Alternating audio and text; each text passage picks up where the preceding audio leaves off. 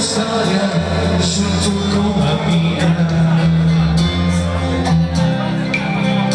E o acorde doce da guitarra toca nas notas do meu pensamento.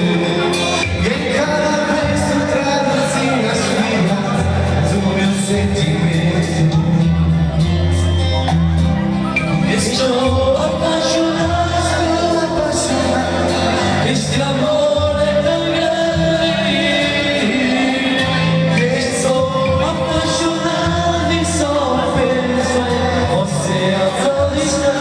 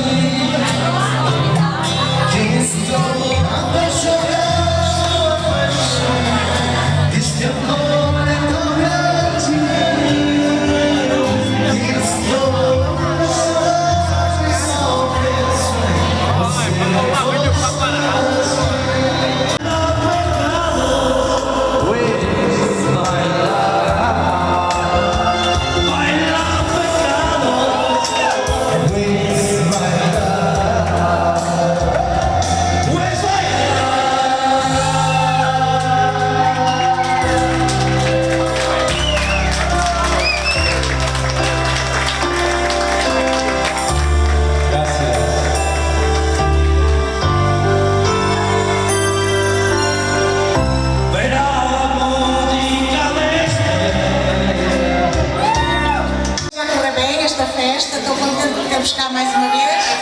Espero que estejam todos a divertir-se. Hoje quero dar homenagem aqui a um senhor que fez anos segunda-feira, o meu cunhado. É o Sr. Martins. É o senhor que está na igreja. Quero dar homenagem ao dono da Flor do Mazarão, o florista aqui do meu vizinho. Ele tem a mania que nos enterra a todos, mas hoje quem vai enterrá-lo somos nós.